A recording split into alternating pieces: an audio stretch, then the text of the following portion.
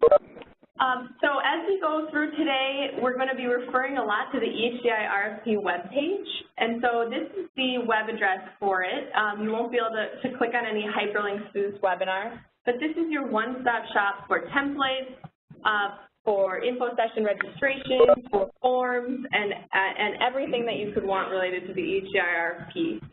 So make sure to bookmark this webpage. And now I'll hand it over to our director, Bruce Tao, to give us a little history and overview of the EHDI program. Thank you, Bridget. Good morning, everyone, and thank you so much for joining us today. Really excited to have you here and to be able to share with you the request for proposals. Just want to thank the team for the hard work that they've done to put into this new RFP. We're very excited for this release and to be able to support very important work in the community that many of you have already been doing for a number of years, and supporting projects that maybe are new and are excited to see what's happening in community. So just to provide a brief overview of the Eliminating Health Disparities Initiative and the statute where it came from. So if we go back to the origin, we go back to 2001 where the legislature created the EHDI grant program. And what happened was this was really a collaborative effort led by communities of color, American Indian communities, and coming to MDH and coming to the Office of Minority Multicultural Health, and emphasizing that there's a need to address the health disparities in the communities. And so communities of color, American Indians rallied in support of EHDI. They brought hundreds of community members to the steps of the Capitol, and because of their efforts and their advocacy, they pushed for this creation of the program in 2001. Since the beginning, the goal of the program has been to close the gaps in the health status of populations of color and American Indians as compared to the broader population or the white population in these 8 priority health areas, which we will go over briefly in a second. The passing of the legislation was also recognition that traditional public health programs were not always effective and that solutions needed to come from within communities that were most impacted by inequities and supported by community leaders. Now, the EHDI program was founded on several principles in the beginning of 2001, and again, really driven and led by community leaders within the state of Minnesota. I'll just go through some of these that you should see in the slides here. But first, that effective initiatives are co-created with and supported by the communities served. Secondly, that effective strategies are grounded in cultural knowledge and wisdom from these communities, and we'll go into that in a little bit in a second. Third, that sustainable projects complement related community services and activities that are already happening in communities. Fourth, that organizations that reflect the population served are more likely to understand community experiences, connect with community, and effectively support community solutions. And lastly, that community issues require community solutions. And so a number of these principles you will see are embedded throughout the application questions and the scoring criteria to ensure that the original principles of the program from 2001 are staying embedded throughout the RFP and the implementation of the grants. Now, just to give you a little bit of context of what's happened since the origin in 2001, you'll see from this timeline on your slides that at the time the EHDI legislation was passed, the grants were administered through the MDH Office of Minority Multicultural Health. The first grants went out in 2002. Since then, in 2013, the Commissioner of Health created the Center for Health Equity to bring an overt and explicit focus to health equity efforts. And so OMMH and EHDI were reorganized within this new Center for Health Equity, where they remain today, and are still prominent roles and areas of focus for the Department of Health, for the Center for Health Equity, and also allows us to bring an intersectional lens and approach to the work, which I'll mention a little more in a second. So that brings us to today, 2018, which is the 5th iteration of the EHDI RFP program.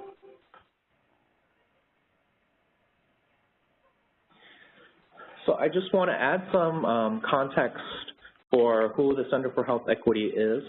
If you were able to join us for our webinar in the spring, you would have gotten an overview of this, but this is also available on the website, our recorded webinar, as well as the slides and handouts for who the center is.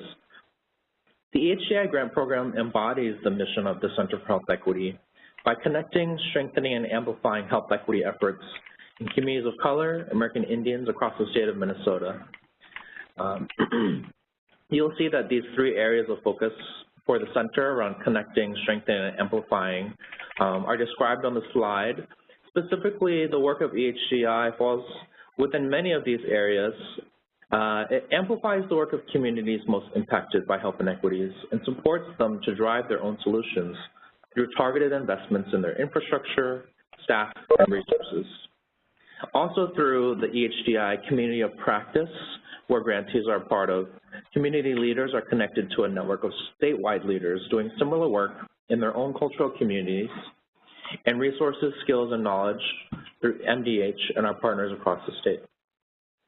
Lastly, community leaders who become grantees are strengthened through opportunities to continue to enhance their leadership skills, grow their networks, and connect across cultures and programs.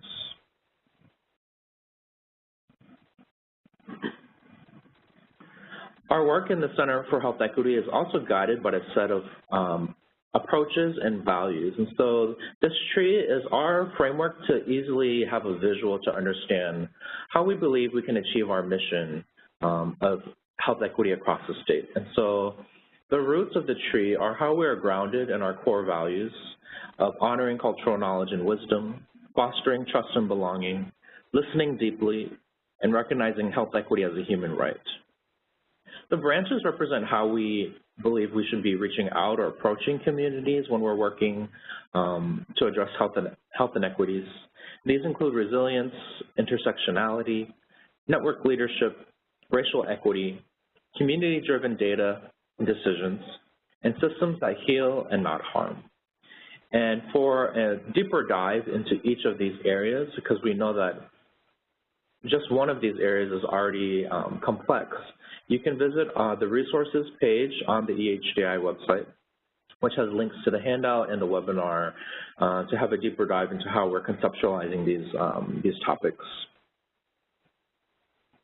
And what you'll see is that throughout the RFP and the application questions and the scoring, these are embedded throughout. And this was important because through the last year of our strategic planning, we went through a series of reports that we had gone out and asked community and grantees what MDH or Center for Health Equity needed to change to be able to better serve and support communities. We also did a series of listening sessions across the state, and this tree is a culmination of the themes that we heard across the state from across very diverse cultural communities, ethnic communities, and geographies, and we brought it into the focus of how we do our work and embedded it throughout the RFP.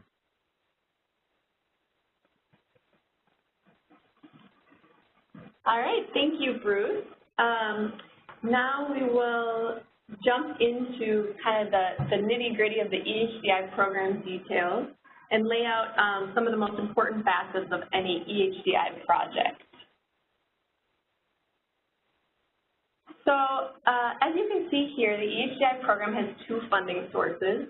The biggest source of funding is state general funds, and that's a little more than $3 million annually.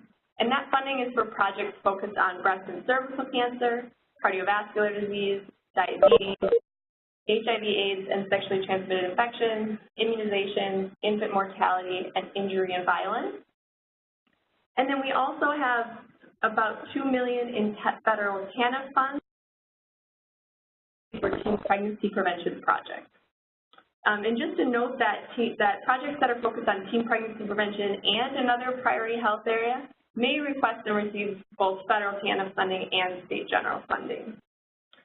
And federal TANF funding just comes with a few additional restrictions on spending, and those are laid out in the RFP on page 16. This is an overview of the major dates and milestones associated with the RFP. You'll notice that the most important dates coming up are the Notice of Intent deadline on October 5th, and this is not mandatory but strongly encouraged.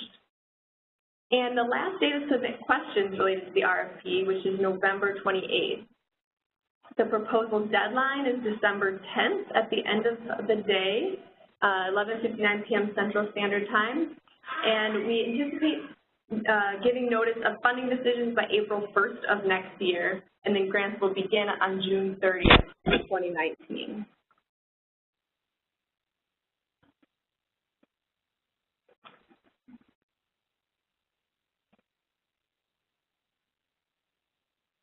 With the approximately $5 million in EHDI funding, we expect to award between 25 to 30 grants, and we expect that each grantee will be awarded somewhere between $100,000 and $250,000 annually.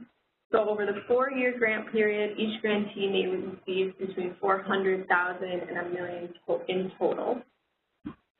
And eligible applicants include but are not limited to faith-based organizations, social service organizations, community nonprofits, tribal governments, and community clinics. And this eligibility is laid out in the EHDI statute. As specified in the EHDI statute, this grant program serves populations of color and American Indians. And the EHDI philosophy, as Bruce mentioned earlier, is based on the principle of self-determination, that change must come from within communities and build on community strengths and social and human capital. While EHDI funds are focused on racial and ethnic disparities in health, NBH also recognizes the ways in which unjust systems such as racism, sexism, homophobia, and others intersect to create interconnected layers of disadvantage and inequity in our society. And so because of that, we recognize that our approaches to equity should be intersectional and multi-pronged. And this concept of intersectionality, as Bruce mentioned, is one of our core CHE values. Therefore, applications that are focused at the intersections of race and ethnicity and other identities or communities experiencing inequities are welcome. So for example, projects may choose to focus on serving LGBTQ people of color or American Indians with disabilities, et cetera. But this is not a requirement.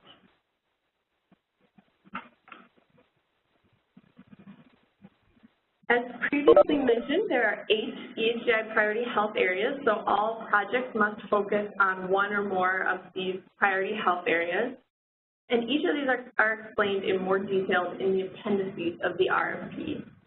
But I just wanted to draw attention to the fact that unintentional injuries and violence category includes many different health issues. So applicants in this area could choose to focus on a range of topics, including but not limited to falls, home fires, drug overdose, suicide and self-inflicted harm, and or sexual violence. And you can learn more about a lot of the different health issues that fall under that category in Appendix J at the end of the RFP. All right, so now we're gonna do a quick poll just to get a sense of our audience here now that we've talked about the different priority health areas.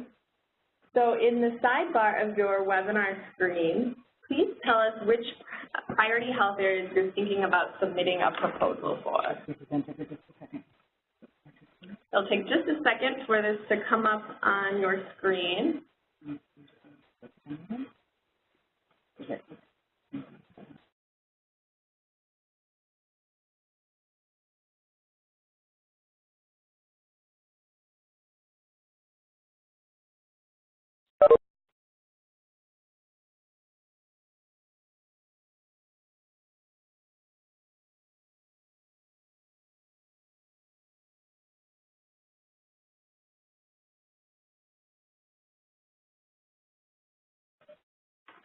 All right, everyone should have the poll question up on their screen now.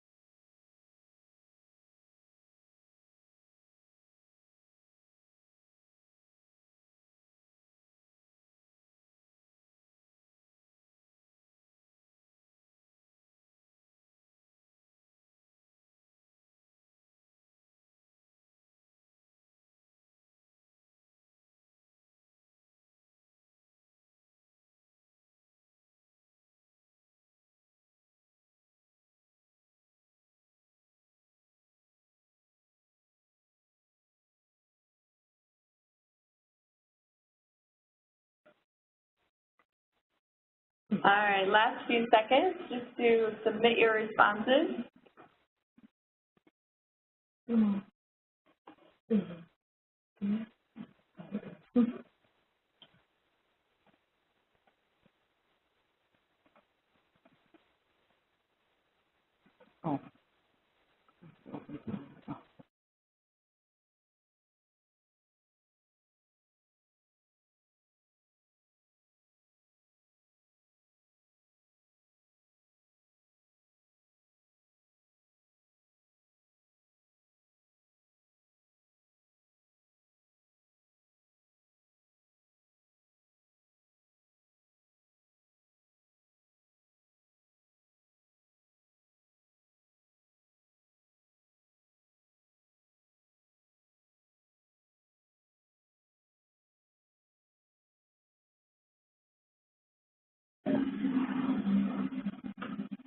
Okay, thank you. Now let's jump into the eligible levels of change. And this framing of change making hasn't been in previous RFPs, so please be sure to read through this section carefully, especially if you're a previous applicant.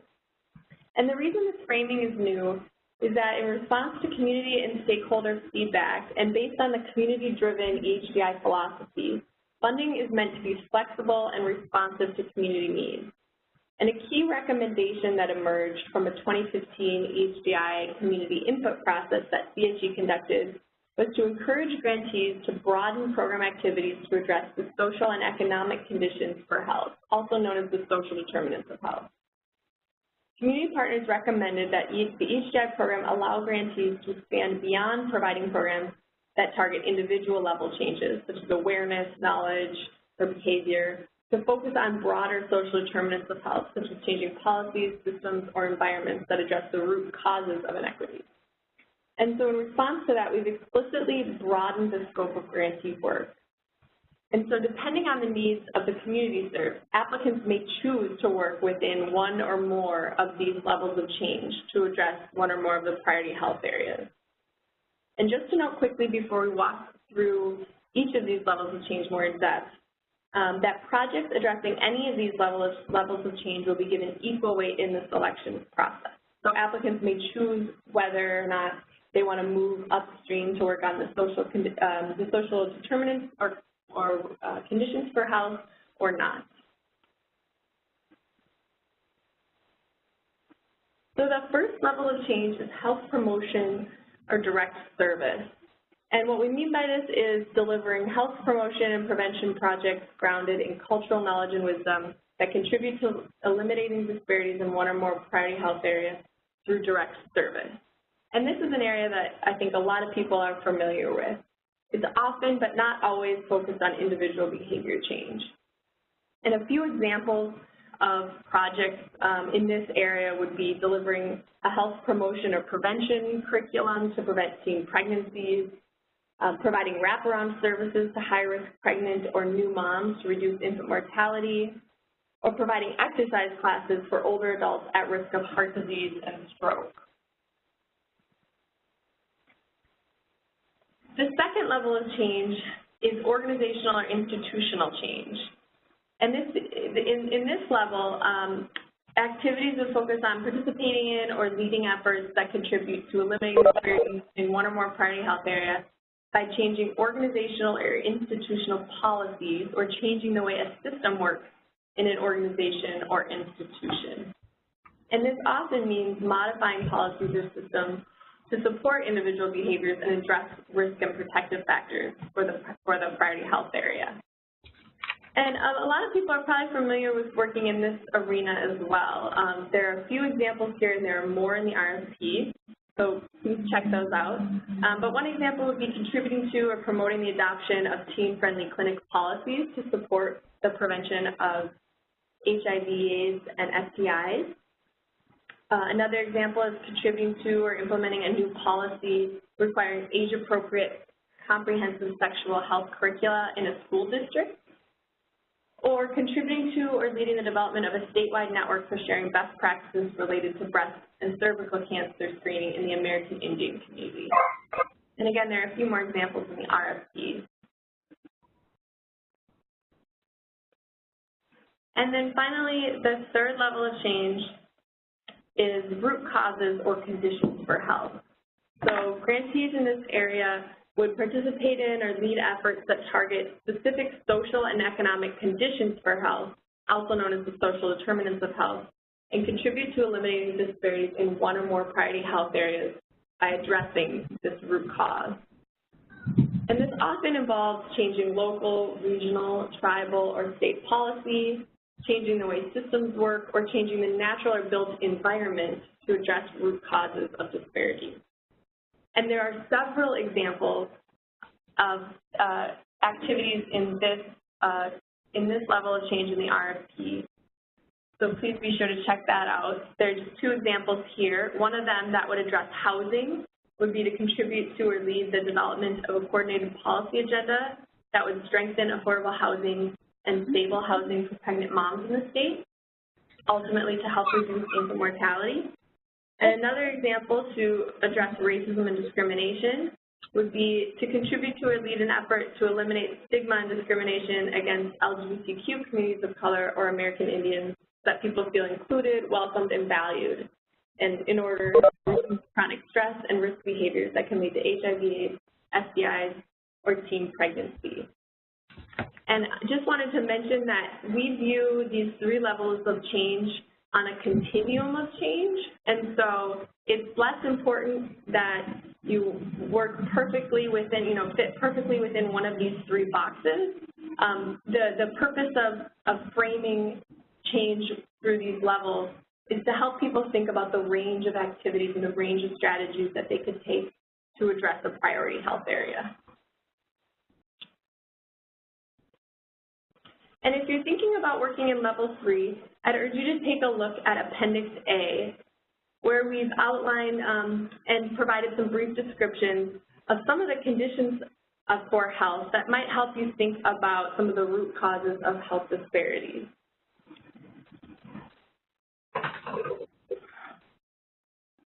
And we're going to skip this whole question here and keep moving along. So, eligible activities and strategies. The EHDI statute states that priority will be given to projects that are research-based or based on promising strategies. Those classifications are fairly broad, so there's a lot of flexibility here for applicants to design programs tailored to their community. Promising strategies may include practice-based evidence, or approaches that are developed over time through practice and experience, or projects grounded in the lived experience of communities of color and American Indians. And research-based projects are projects that can be tied to or include elements that draw from published literature, whether that's qualitative or quantitative studies. And EHDI grantees are not required to use evidence-based practices. So that's important to remember. They may choose to do so, but they are not required to do so. Yet all projects, regardless of whether they're research-based or promising strategies or practice-based evidence, all projects must be grounded in community knowledge and wisdom. And applicants will be asked to show that in their application. Just to note that projects that are research-based or promising strategies will be given equal weight in the review process. So the important thing is that you choose activities and strategies that are grounded in community knowledge and wisdom. There are two main project requirements that applicants must ensure are woven into their project. And the first of these is community engagement and collaboration. Grantees should involve community members in issue identification, problem solving, and decision making throughout the life cycle of the grant, and projects should be rooted in the community served. Each project should also be designed to complement and build on other related activities or initiatives in the community. And grantees should work together in partnership with relevant stakeholders, which may include other community organizations, local public health, other government agencies or health systems, and they should form or strengthen cross-sector partnerships as appropriate as well. Community engagement and partnership building should be ongoing throughout the 4-year grant period. And again, applicants will be asked to show how they'll do this in their application. The second main requirement is that at least 10% of your award amount goes toward evaluating your project. And evaluation is a required component for several reasons. It helps grantees know how they can improve their project and report back to community partners and stakeholders. It helps NDH report to the state legislature, both to justify the use of funds and to show the difference that funds make in the community. It helps us as a program collectively document and spread the innovative projects and strategies that grantees develop to address health issues in their community. And when grantees evaluate their own programs with MDH assistance, they also build their own capacity for future projects and initiatives. And so that's why this is a requirement of the EHDI program. Evaluation funding may be spent on internal staff time or for hiring an external evaluator, and all expenses must be documented regardless of how they're spent. Activities that grantees may spend their evaluation funding on range from developing a logic model and evaluation plan, developing data collection tools, collecting and analyzing evaluation data, and attending evaluation training and TA events. And now I'm going to turn it over to my colleague Mohammed, who's going to talk about the application process and instructions for applying. Thank you, Bridget. I'm Mohammed Hassan, one of the EHDI grant managers, and in the next few slides, I'll go over our application process, including all the required materials for your application and the review and selection process.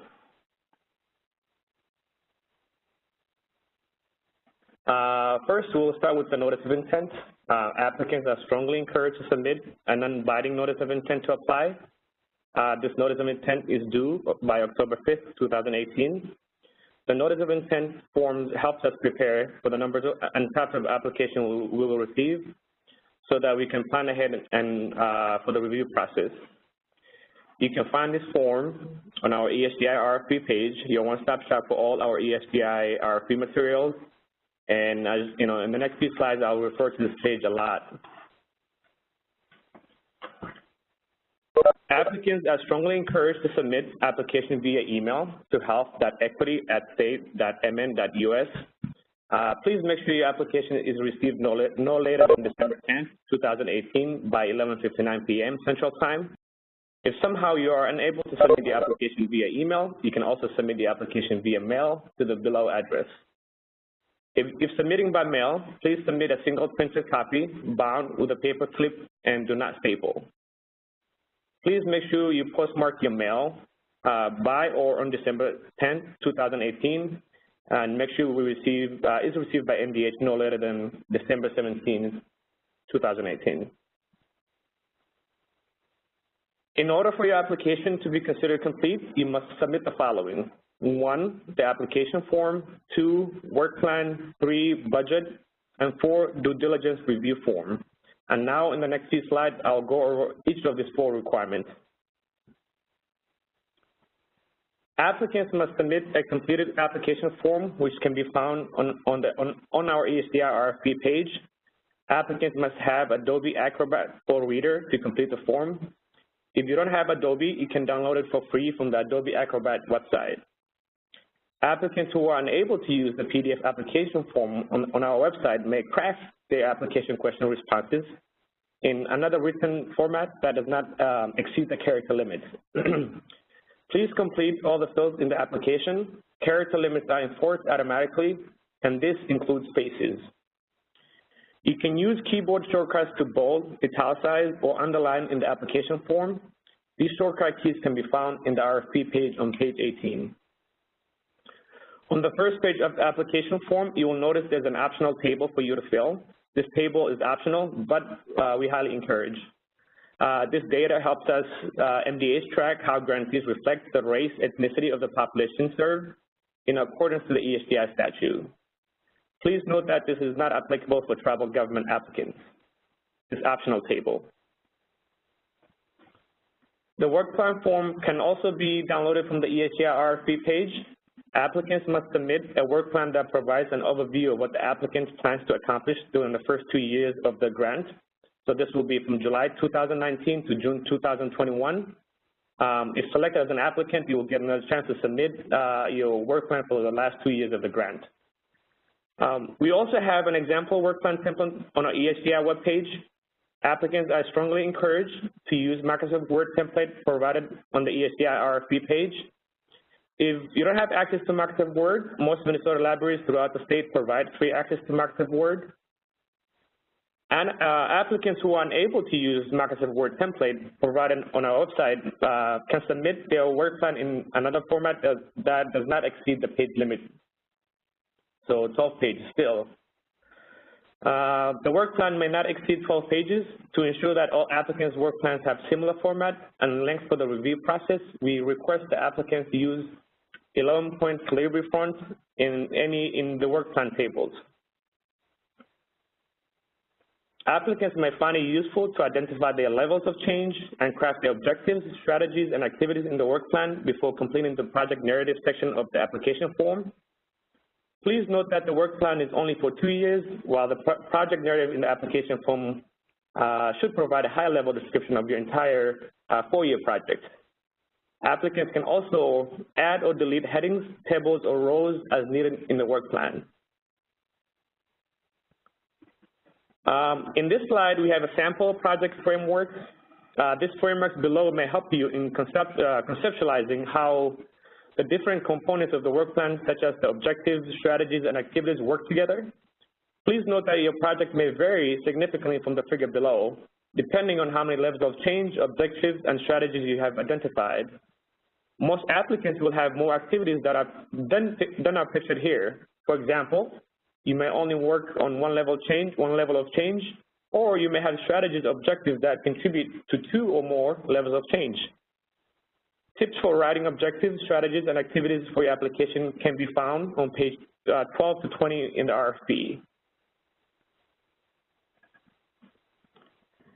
The budget form can also be downloaded from the EHDI RFP webpage. Applicants must submit a budget narrative and a budget summary that provides an overview of how funds will be used during the first 2 years of the grant. Again, this is from July 2019 to June 2021. Applicants are strongly encouraged to use Microsoft Word Excel template provided on the EHDI RFP page. Again, if you don't have access to Microsoft Word, most Minnesota libraries provide free access to Microsoft Excel. Applicants who are unable to use Microsoft Word Excel template provided on the website may submit their budget in another format that provides the same information below. And you will notice there are 5 tab sheets in the Excel budget template, including the instructions. So the first tab is the instruction sheet. The second tab would include MDH policy and guidance on how to calculate indirect costs. Year 1 and Year 2 are tab 2, 3, and 4, and applicants must complete this sheet. Once you've completed tab 3 and 4, tab 5 is the budget summary, and this sheet or tab auto-fills once you complete the Year 1 and Year 2. So once you have completed Year 1 and Year 2, the last tab, the budget summary, would auto-fill and auto-populate the information that you have provided.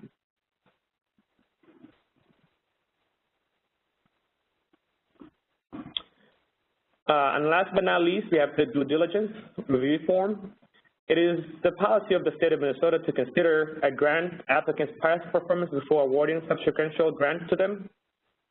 State policy requires to conduct a financial review prior to grant award made of $25,000 and higher to a nonprofit in order to comply with policy of the financial review of non-governmental organizations. The review of past performance only is applicable if you have received grants from MDH in the past. MDH staff will conduct a pre-award review of finalists prior to awarding funds in accordance with this policy. The review will include both the due diligence review form and review of past performance for applicants, again, who have been previous grantee of MDH. Please note that this review allows MDH to better understand the capacity of applicants and identify opportunities for technical assistance to those that receive grants. Now, as you go through this RFP, we request that all questions regarding this RFP to be submitted through the online question submission form on the EHDI RFP page. We will post all questions and answers within 7 business days on the RFP questions and answers page. Questions will generally be posted on Mondays. Questions submitted by close business Wednesday will generally be posted by the following Monday. Please submit all questions no later than November 28, 2018.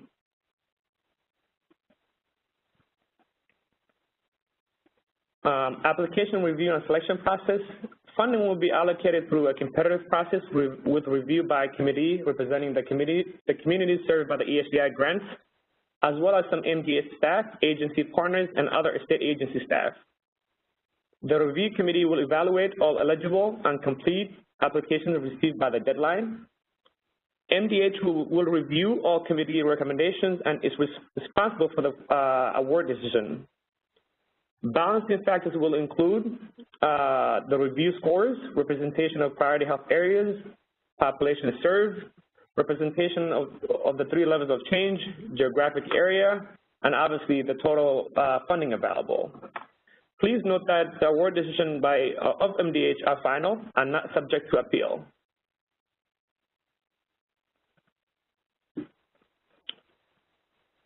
A numerical scoring system out of 150 possible points will be used to evaluate eligible applications. We will use these scores to develop final recommendations, and this is a breakdown of this 150 points. Organization values and capacity will be maximum of 30 points. Project narrative will be 40 points. Community engagement / collaboration will be 30 points. Evaluation impact will have 20 points. Work plan, 15 points. And budget, 15 points. Applicants are encouraged to score their own application using the evaluation score sheet below before submitting their application. This step is not required, but may help applicants ensure that they address the criteria evaluators will use to score applications. So this will be the exact score sheet that reviewers will use to score your application. So that's why we highly encourage, or strongly encourage, that you actually test out before you submit the final application. As you can see, there's an appendix for each of the priority health areas, and this is appendix C to J. Each appendix has 3 parts. Part 1 includes the extent of the health issue in Minnesota and in the country, the disparity rate of that particular health area, the risk and protective factors, social determinants, and last but not least, we have included priority health area specialist contact information. We have included priority health area specialist contact information for you if you have any questions about data, best practice, and other health-related questions. Please note that priority health area specialists cannot advise applicants on their applications. Part 2 includes examples of objectives, strategies, and activities. Please note that this is not a blueprint for your project or a menu of activities. This is sort of just a sample work to spark your imagination, but you're not really obliged to pick from any of these examples. Applicants are encouraged to propose their own research-based or promising strategies and or adapt and build upon these practices. Lastly, part 3 of each appendix includes a selected resource, and this is just another additional resource for you to use for each of the priority health area. In addition to several in-person information sessions, we will also be hosting 2 skill building sessions, so please get those on your calendar if you are interested, and register on the website.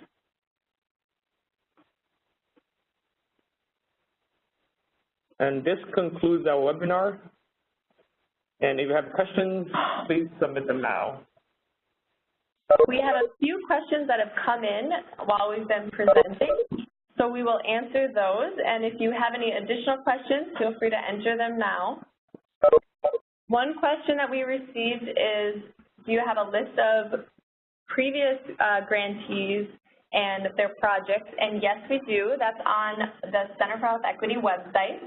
If you follow the link on the bottom of each of these slides, you'll find a link to our website, and on the EHDI program page, you can find a list of the current grantees, and you can find a list of previous grantees before then.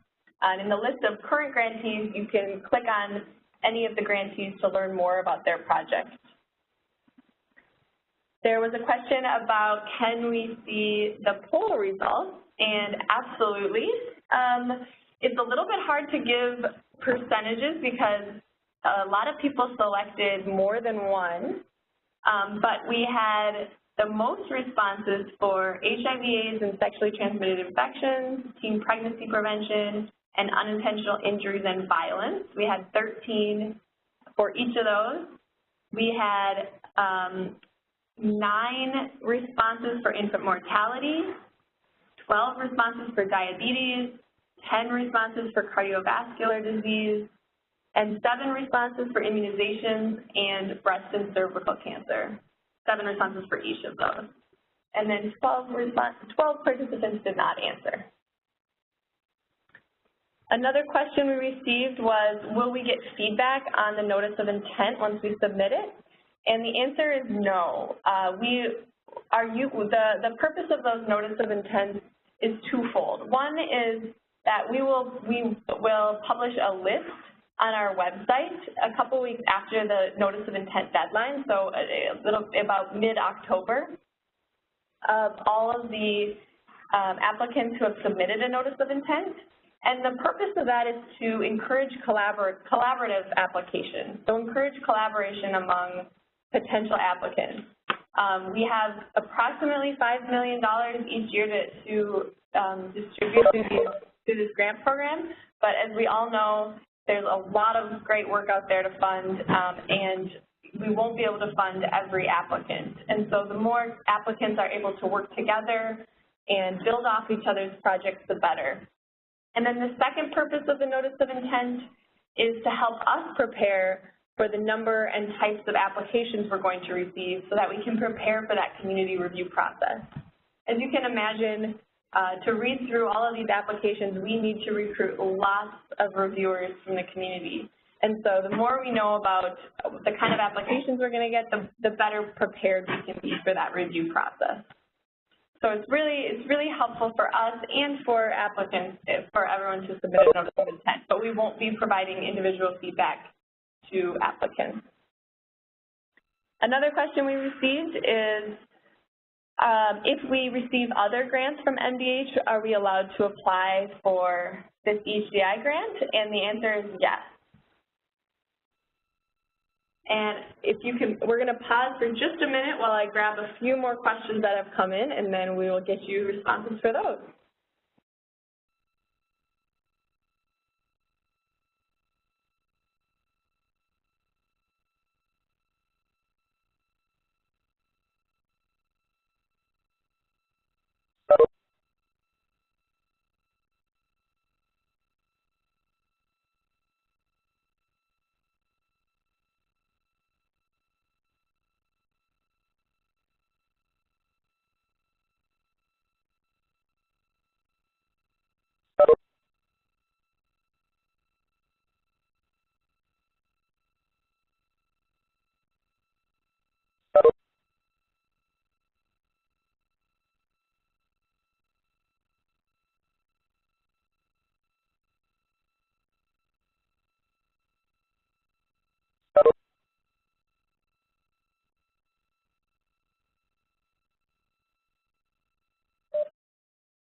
Okay, another question that came through is, can we apply for and potentially receive funding through multiple priority health areas? And yes, you may apply to work on more than one priority health area, and you may potentially receive TANF funding and state general funding depending on those priority health areas. Another question is, can we get the PowerPoint slides for reference later? And yes, you will. We will send you an email in within the next couple of days to provide some feedback on this webinar. So you'll get a survey evaluation, and we'd love to hear your thoughts on whether this was helpful, whether this is useful, or how we could improve it in the future. And then we will post these slides and a recording of this webinar on the website soon after. There will be a little delay because we do need to caption this webinar to make sure it's accessible for everyone, and then they will both be posted on the EHDI RFP webpage.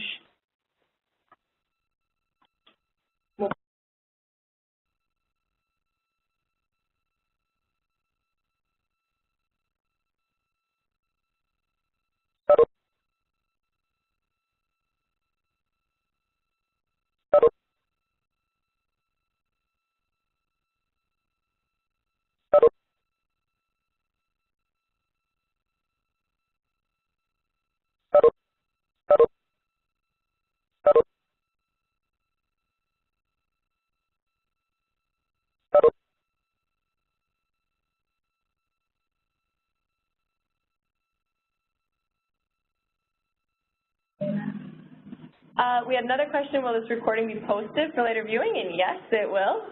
It will be posted on the website. If you are a collaborative, another question was if you are a collaborative and have partners providing services, do we just need to put their cost in the budget, or do we need detail of what they are doing with their budgets within our budget narrative?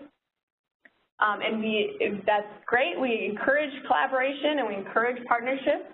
And please refer to the detailed instructions on the budget in the request for proposals. Those partnerships would go under subcontract, contractual services line items, and there's 4 key pieces of information that you need to provide for any subcontract in your budget, and that's included in the RFP. Another question is, would organizations working with individuals who have been victims of domestic violence and sexual assault be under unintentional injuries and violence? And the answer is yes.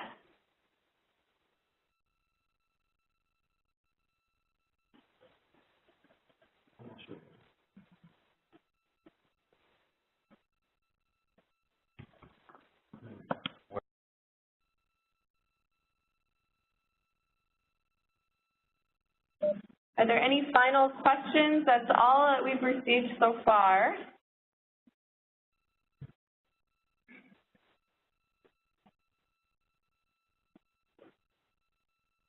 We'll give another minute or two in case anyone thinks of a question as they're processing all this information.